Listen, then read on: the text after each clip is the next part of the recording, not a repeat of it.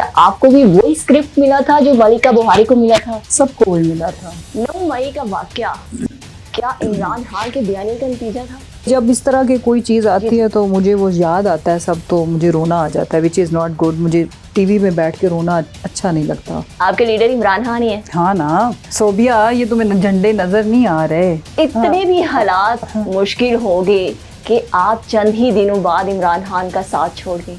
मैं कहती थी जेल अच्छी थी। अब मैं वाहिद थी जिसने अपने वकील को कहा कि तुम ये मेरी एप्लीकेशन वापस लो। 9 मई के प्लान के हवाले से कोई जिक्र हुआ, कोई प्लान या स्कीम आपको नजर आई? इस मुल्क में तो ये चलता है, लेकिन आप जिस पार्टी में इतना अरसा रहे हो, जिनको आपने ऐसे उछल कर डिफेंड किया और फिर अचानक उनमें इतनी बुराइयां, तौबा। वो तो हमारी सिलेक्शन तो आज साबित हो गया ना, पब्लिक ने की थी। पार्टी की बहुत सारी खवातीन जो है वो IPP ज्वाइन कर चुकी हैं। आपने इस तरह की ऑफर हुई, अगर हुई तो उसको एक्सेप्ट क्यों नहीं किया? ऑफर छोड़ो, हमें प्रेशर था इसलिए हमने 7.5 माह बाहर गुजारे हैं। आपने मुझे फिर अरेस्ट कराना है। अस्सलाम वालेकुम, नया दौर न्यूज़ के साथ मैं हूं सोबिया अशरफ। आज हमारे साथ एक ऐसी शख्सियत मौजूद है जो ना सिर्फ तहरीक इंसाफ के दौरे हुकूमत में तर्जमान पंजाब हुकूमत रही, बल्कि वो सूबाई असेंबली की मेंबर भी रही। मगर 9 मई के वाक़े के बाद उन्होंने 25 मई को अपने हावन जमशेद इकबाल चीमा के साथ ना सिर्फ तहरीक इंसाफ से अलहदगी इख्तियार की, बल्कि सियासत को भी खैरबाद कह दिया। मगर आज हम उनसे पूछेंगे कि उस प्रेस कॉन्फ्रेंस के हवाले से अंदर की बात। मेरे साथ मौजूद है मुसर्रत जमशेद चीमा। अस्सलाम वालेकुम मुसर्रत साहब। वालेकुम अस्सलाम। कैसी है मुसर्रत? आप ठीक ठाक हैं? आप कैसी हो सोबिया? अल्लाह का शुक्र है। Good to see you after long time. Thank you so much. बल्कि आपको भी काफी मुश्किलात और सख्तियां बर्दाश्त करने के बाद आज देखते हुए माशाल्लाह बड़ा अच्छा महसूस हो रहा है। बहुत शुक्रिया। अच्छा, पहले तो ये बताएं कि 9 मई के वाक़े के बाद आपने जो प्रेस कॉन्फ्रेंस की, मलिका बुहारी के कुछ ही टाइम बाद आपने भी सेम वही प्रेस कॉन्फ्रेंस की और सियासत को भी छोड़ा और तहरीक इंसाफ से भी अलहदगी इख्तियार कर ली। क्या आपको भी वही स्क्रिप्ट मिला था जो मलिका बुहारी को मिला था? सबको वही मिला था। क्या वो स्क्रिप्ट जो है वो आपको व्हाट्सएप हुआ था या फिर किसी कर्नल की जानिब से पैगाम आया था? नहीं, ऐसे नहीं, बस ठीक है। क्रक्स ये था, स्क्रिप्ट तो इसको नहीं कह सकते, बट क्रक्स ये था कि बस ठीक है, we decided to leave and we left it। 9 मई का वाकया क्या इमरान खान के बयानी का नतीजा था? नहीं, बेसिकली ये बदकिस्मती थी इस मुल्क की, पाकिस्तान की और इस मुल्क की सबसे बड़ी सियासी जमात की। और जो कुछ इस कौम ने बर्दाश्त किया, आई विश के 9 महीना हुआ होता तो हम सबको ये बर्दाश्त ना करना पड़ता। इट वॉज सैड और बैड इंसिडेंट जिसने हम सबकी जिंदगियां बदल दी। 25 मई को प्रेस कॉन्फ्रेंस करते हुए आप बड़ी अफसुर्दा थी और आपने उस अफसुर्दगी में ये भी कहा कि काश मेरे बस में होता तो मैं 9 मई का वाकया मिटा देती। क्या अभी भी इसी स्टांस पे कायम? हाँ बिल्कुल, आई रियली मीन इट। के जैसे जैसे मैं जब सोचती हूँ, इवन ये जो जेल के 17 दिन और फिर उसके बाद 7.5 माह जो घर के बगैर, अपने शहर के बगैर, अपने बच्चों के बगैर, जब भी मैं सोचती थी तो जाहिर है मैं बस विशफुल थिंकिंग और काश बहुत बड़ी है मेरी ज़िंदगी में उस दिन के हवाले से कि ये ना हुआ होता तो बहुत अच्छा होता, काश वो दिन टल जाता। 25 मई को आपने एक और प्रेस कॉन्फ्रेंस के दौरान मुतालबा भी किया। आपने कहा जिन लोगों ने या जिन अफराद ने 9 मई को जलाओ घेराव किया उनको कानून के मुताबिक सजा मिलनी चाहिए। हाँ। क्या आप समझती हैं, क्या अब भी मुतालबा करती हैं कि सिविलियंस का ट्रायल जो है फौजी अदालतों में होना चाहिए? लेकिन मैं ये समझती हूँ कि इस मुल्क को आइन और कानून के मुताबिक चलना चाहिए। जो इस मुल्क का आइन और कानून कहता है अकॉर्डिंगली होना चाहिए। नंबर 1, इट डजेंट मैटर अगर इंसाफ हो, ट्रायल जहाँ भी हो, इंसाफ पे मबनी हो और इंसाफ होता हुआ नज़र आए।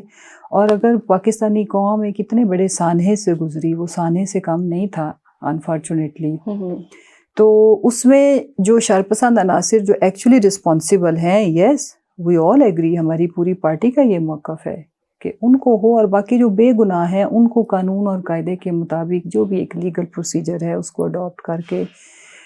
बहुत मैसिव लेवल पे लोगों की ज़िंदगियां बर्बाद हो गई हैं बहुत, और स्पेशली ख़वातीन के लिए मेरा बहुत दिल परेशान होता है। मैं खुद आई एम मदर ऑफ़ 2।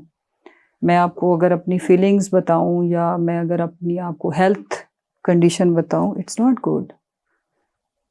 मतलब कि और जो मैंने जो कुछ देखा या जो लोगों की मजबूरियां फिर समझ आती थी स्पेशली, तो उस वक्त भी और आज भी मैं उनके लिए दुआ ही कर सकती हूँ, या उनके लिए कोशिश भी ये वाली भी मैं ये कोशिश ही समझती हूँ कि अल्लाह करे कि पॉजिटिव सेंस प्रिवेल करे और फैसला साज जो हैं वो इस चीज़ को देखें कि इस चीज़ के लोगों की ज़िंदगियों पे कितने भयानक असरात हैं, और अल्लाह करे कि हमारा मुल्क आगे बढ़े और नफ़रत थोड़ी कम हो, पॉजिटिविटी की तरफ बढ़े। और तो ये जो अब आपने सारी उम्मीदें 8 फरवरी इतना पे मुश्किल टाइम देखा, उसमें आप मायूस किस मोमेंट पे हुई और कहाँ पे आप दिल बर्दाश्ता हो गई? वो कौन सा लम्हा था? वो था जब ये इबाद के बच्चे की सारा वो इवन डेथ, तो उसके बाद में जब उसका क्राइसिस चल रहा था ना, तो मैं आहिस्ता आहिस्ता मैं बीमार होना शुरू हो गई, या जैसे बंदे को पैनिक अटैक्स, या उस बच्चे के लिए मेरा बहुत दिल खफा होता था, बहुत परेशान होती थी। और मीडिया के थ्रू और वैसे भी मैं पता लगाने की कोशिश करती थी।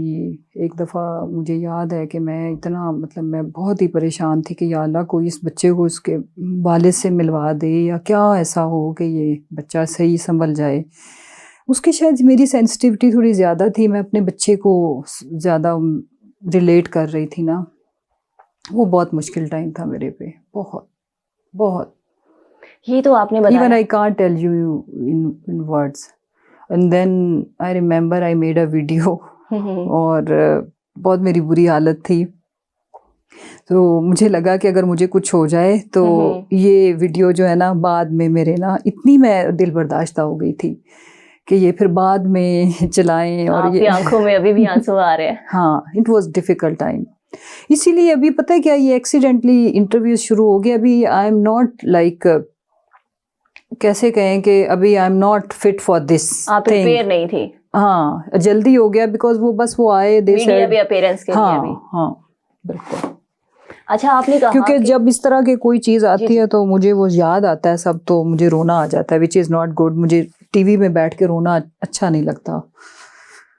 अच्छा, आपने कहा सबको एक ही स्क्रिप्ट मिला था।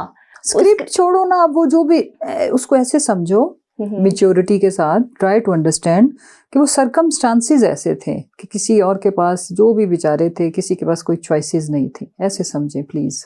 मतलब हालात ऐसे पैदा कर दिए कि किसी के पास कोई और चॉइस छोड़ी नहीं गई। जिसके पास चॉइस नहीं थी उसी ने की, मैं ऐसे कहती हूँ। जिसके पास ऑप्शन नहीं बची उसने सोचा ठीक है, उसने कहा प्रेस कॉन्फ्रेंस कर देते हैं। अच्छा, ये बताएं कि 9 मई को जब ये हमला हुआ तो आप उस वक्त कहाँ थी? मैं कोर्ट में थी खान साहब के साथ। मैं इधर से उनके साथ गई थी और कोर्ट के अंदर जब उनको अरेस्ट किया मैं साथ ही थी, और फिर मैं रात 12 बजे तक कोर्ट में ही रही ना। हम जो चीफ जस्टिस थे इस्लामाबाद हाई कोर्ट उधर, और ये सारा जो भी लीगल प्रोसीजर हो रहा था, 12 बजे हमें इंसाफ ये मिला कि ये लीगल थी अरेस्ट, तो जाएं। नेक्स्ट डे भी मैं उधर ही थी। फिर नेक्स्ट डे अगली रात को कोई 1-2 बजे हम लोग अरेस्ट हुए थे। आप उस दौरान 9 मई से पहले इमरान खान के साथ जेल में जब वो जेर हिरासत थे, आप उनके साथ मुसलसल राब्ते में भी थी।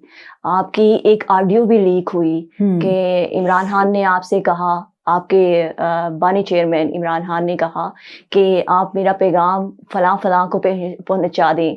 तो ये बताएं वो पैगाम आपने किस किस को पहुंचाया?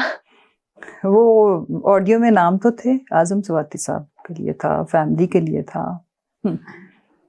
कहीं उसमें 9 मई के वाक़े के हवाले से कोई पैगाम तो नहीं था? सुनो ना, दोबारा जाके रिकॉर्डिंग उसकी सुनो, उसमें मुझे भी ढूंढ के सुनाओ किसमें जिक्र था। अच्छा, ये भी था कि 9 मई का प्लान इमरान खान का था। सोचो, जिनका प्लान था ना उन्हें पता ना उनकी तर्जमान को पता। अगर हम दोनों को पता होता तो कहीं डिस्कस कर ही लेते।